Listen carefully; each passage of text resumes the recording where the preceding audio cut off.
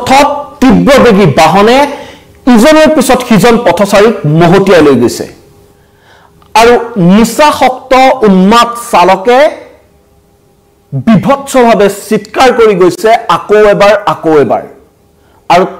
মাতাল সেই চালকে ইজনৰ পাছত সিজন লোকক বৰ্বৰভাৱে তীব্ৰ বেগেৰে মহতিয়াই নি মৃত্যুৰ মুখলৈ ঠেলি দিছে এগৰাকী মহিলাক আৰু এই সমগ্ৰ শিহৰণকাৰী দৃশ্য বন্দী হৈছে সিসিটিভি কেমেৰাত যি দৃশ্য দেখাৰ পিছতে কপি উঠিছে বহুতৰে বুকু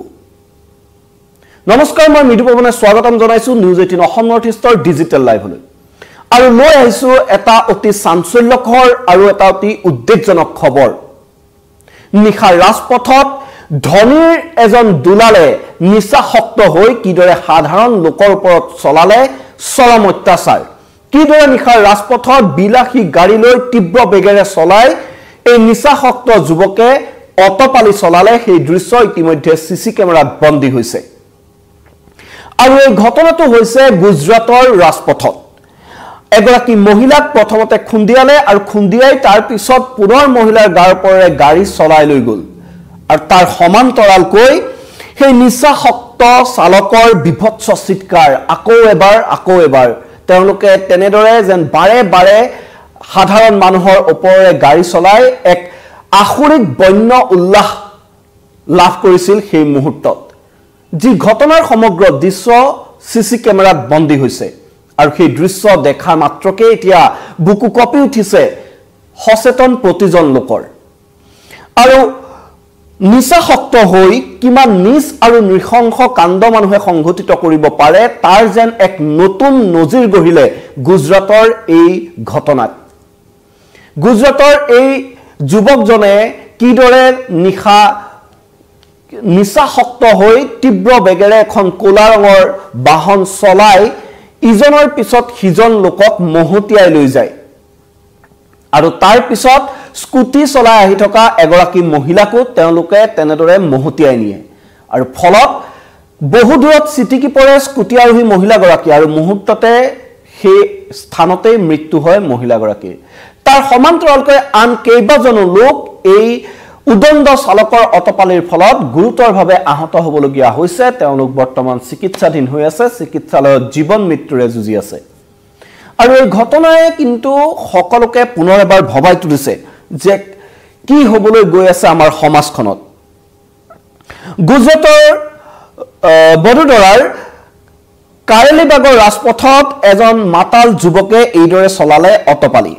খুৰাসক্ত হৈ গাড়ী চলাই এফালৰ পৰা মহতিয়াই আহিল কেইবাখনো বাহন এখন বিলাসী গাড়ী সেই বিলাসী গাড়ীখনত উঠি এফালৰ পৰা ৰাজপথৰ কাষত থকা সাইকেল মটৰ সাইকেল আৰু সেই সময়ত সেই যি কাৰেলিবাগৰ ৰাজপথ পাৰ হৈছিল একাংশ লোক তেওঁলোকক প্ৰথমে মহতিয়াই আহে আৰু সেই তীব্ৰবেগী বাহনখনৰ কুণ্ডাত এক প্ৰকাৰ চিটিকি পৰে কেইবাজনো পথচাৰী আৰু তাৰ পিছত গাড়ীৰ ভিতৰৰ পৰা বন্য উল্লাসত মত্ত সেই নিচাসক্ত যুৱক কেইজনৰ চিৎকাৰ আৰু এবাৰ আৰু তেনেদৰে তেওঁলোকে আকৌ এবাৰ আন লোকক খুন্দিয়াই গৈ থাকিল আৰু সমান্তৰালকৈ সেই সময়ত যি স্থানীয় লোক আছিল প্ৰত্যক্ষদৰ্শী আছিল তেওঁলোকে কোৱা মতে বেছি নিশা হোৱা নাছিল নিশা কেৱল 9 বাজিছিল আৰু নিশা 9 বজাতে এনেদৰে নিচাসক্ত হৈ এই চূড়ান্ত অটপালি চলালে যুৱক দুজনে আৰক্ষীয়ে জনোৱা মতে চালকজনৰ উপৰি সেই গাড়ীখনত সেই সময়ত আছিল আন এজন যুৱকো আৰু স্থানীয় ৰাইজে লগে লগে খবৰ দিয়ে আৰক্ষীয়েও তৎপৰতাৰে অভিযান চলাই খেদি সেই গাড়ীখনৰ চালক তথা আনজন আৰোহীক গ্ৰেপ্তাৰ কৰিবলৈ সক্ষম হৈছে আৰু এই ঘটনাত আপোনালোকে দেখিছে যে কিদৰে সুচুৰময় হৈ গৈছে গাড়ীখন আৰু এই কোলা চোলা পৰিহিত এই যুৱকজনেই সংঘটিত কৰিছে এই ঘটনা তেওঁ সেই সময়ত নিচাসক্ত হৈ তেওঁ কবই নোৱাৰে থৰক বৰক খুজেৰে ঢলং পলংকৈ তেওঁ ৰাজপথত নামিলৈও এক প্ৰকাৰ বিভৎস চিৎকাৰ কৰিছে আকৌ এবাৰ যেন তেনেদৰে ইজনৰ পিছত সিজন লোকক খুন্দিয়াই মৃত্যুৰ মুখলৈ এক প্ৰকাৰ ঠেলি দিয়াৰ পিছতো তেওঁ ক্ষান্ত হোৱা নাই তেওঁ পুনৰ তেনেদৰে গাড়ীৰে খুন্দিয়াই মানুহক হত্যা কৰাৰ বাবে চিৎকাৰ কৰি থাকিল এই ঘটনাই সকলোকে আচৰিত কৰি তুলিলে আৰু পৰৱৰ্তী সময়ত আৰক্ষীয়ে সেই যুৱকজনক গ্ৰেপ্তাৰ কৰিবলৈ সক্ষম হৈছে আৰু বৃহস্পতিবাৰে নিশাই সংঘটিত হৈছিল এই ঘটনা প্ৰত্যক্ষদৰ্শীয়ে জনোৱা মতে নিশা 9 বজাত সেই সময়ত প্ৰথমে ৰাস্তা পাৰ হৈছিল একাংশ লোক আৰু সেই লোকসকলক প্ৰথমে এক প্ৰকাৰ তীব্ৰ বেগেৰে আহি মহতিয়াই নিয়ে এই যুৱকজনে আৰু তাৰ পিছতেই কেইবাজনো লোক বহু দূৰত ছিটিকি পৰে আৰু গাড়ীৰ ভিতৰৰ পৰা তেওঁলোকে এনেদৰে অট্টহাস্য কৰি থাকিল যে আৰু এবাৰ কৈ তেওঁলোকে ইজনৰ পিছত সিজন লোকক খুন্দিয়াই গৈ থাকিল ইখনৰ পিছত সিখন বাহন খুন্দিয়াই গৈ থাকিল সেই সময়তে সন্মুখৰ পৰা স্কুটি লৈ অহা এগৰাকী মহিলাক তেওঁলোকে তীব্ৰ জোৰেৰে খুন্দা মৰাৰ ফলত বহু দূৰত ছিটিকি পৰি মহিলাগৰাকীৰ থিতাতেই মৃত্যু হয় আৰু তাৰ সমান্তৰালকৈ কিন্তু তেওঁলোক তেতিয়াও ক্ষান্ত নহল মহিলাগৰাকীৰ মৃত্যুৰ পিছতো ক্ষান্ত নহল তাৰ পিছতো কেইবাখনো গাড়ী তেওঁলোকে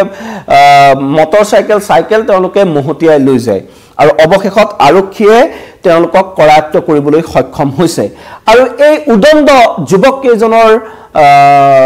চৰম অতপালিত মৃত্যুবৰণ কৰা মহিলাগৰাকীৰ নাম হৈছে হেমালিবেন পেটেল মহিলাগৰাকীক হত্যা কৰি এনেদৰে মৃত্যুৰ মুখলৈ ঠেলি দিয়াৰ পিছতো কিন্তু এই যুৱক কেইজন ক্ষান্ত হোৱা নাছিল কি পৰ্যায়ত তেওঁলোক নিচাসক্ত হৈ এনে বন্য উল্লাসত মত্ত হৈছিল সেই কথা নিশ্চয় আপোনালোকে কল্পনা কৰিব পাৰিব আৰু এই কোলা ৰঙৰ টি-শাৰ্ট পৰিহিত যুৱকজনে কিন্তু ভৰি ধলং পলংকৈ তেওঁ সেই সময়তো চিঞৰি আছিল যে আকৌ এবাৰ হৈ যাওক অৰ্থাৎ সেয়ে তেওঁ মন ভৰা নাছিল পুনৰ তেনেকে তেওঁ সাধাৰণ জনতাৰ জীৱনৰ সৈতে হেতালি খেলিব খুজিছিল আৰু এই ঘটনাত কেৱল এগৰাকী মহিলাৰ মৃত্যু হোৱাই নহয় দুটি শিশুসহ 4জন লোকো ইয়াত আহত হৈছে আৰু তেওঁলোক বৰ্তমান মৃত্যুৰে যুঁজি আছে চিকিৎসালয়ত তেওঁলোক চিকিৎসাধীন হৈ আছে আৰু নিচাসক্ত চালকজনক বদোদৰা আৰক্ষীয়ে গ্ৰেপ্তাৰ কৰিছে আৰু কি নিচাজাতীয় দ্ৰব্য খাই এনে অমানৱীয় কাণ্ড সংঘটিত কৰিলে তাৰো তদন্ত চলাই আছে এয়া সুৰাৰ লাগি আছিল নে ড্ৰাগছৰ লাগি আছিল নে কেনে ধৰণৰ নিচা কৰি এনে ধৰণে বন্য উল্লাসত মত্ত হ'ল এনে অমানৱীয় বৰ্বৰ কাণ্ড সংঘটিত কৰিলে সেই তদন্ত ইতিমধ্যে আৰক্ষীয়ে আগবঢ়াই নিছে আৰু এই ঘটনা সংঘটিত কৰা যুৱক কেইজনৰ তথ্য ইতিমধ্যে আৰক্ষীয়ে লাভ কৰিছে আৰু সেই অনুসৰি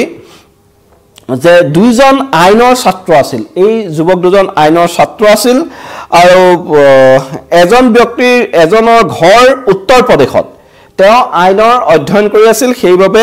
সেই সূত্ৰে তেওঁ বদোদৰাত থাকিছিল আৰু তেওঁৰ নাম ৰক্সিত ৰবিছ চৌৰচিয়া এই উত্তৰ প্ৰদেশৰ ৰক্সিত ৰবিছ চৌৰচিয়া নামৰ যুৱকজনো সেই সময়ত গাড়ীখনত আছিল আৰু দ্বিতীয়জন যুৱক কিন্তু বদোদৰাৰে আৰু বদোদৰাৰ বাসিন্দা সেই গাড়ীখনৰ গৰাকী সেইজন যুৱকে এই কোলাছাত পৰিহিত যিজন যুৱক এওঁৰে সেইখন গাড়ী আৰু এওঁৰ ঘৰ বদোদৰাত আৰু এওঁৰে গাড়ীখন চলাই এনেদৰে ইজনৰ পিছত সিজন লোকক হত্যাৰ চেষ্টা চলাইছিল এগৰাকী মহিলাক হত্যা কৰিছিল আৰু গাড়ীখন ইতিমধ্যে আৰক্ষীয়ে জব্দ কৰিছে আৰু এক প্ৰকাৰ সুসুমৰ হৈ গৈছে আনখন ফটোত যদি আপোনালোকে চাই দেখিব গাড়ীখন কি অৱস্থা হৈছে এখন বিলাসী গাড়ী আৰু সেই বিলাসী গাড়ীখনে ইজনৰ পিছত সিজন লোকক মহতিয়াই এনেদৰে অতি বিভৎস কাণ্ড সংঘটিত কৰিলে এই যুৱকজনে আৰু আৰক্ষীয়ে জনোৱা মতে মই পূৰ্বে কৈছো যে নিহত মহিলাগৰাকীৰ নাম হেমালিবেন পেটেল আহত হৈছে দুজন জৈনী নিসাব আৰু নিসাবেন আৰু 10 বছৰীয়া এজন শিশু আৰু আন এজন শিশু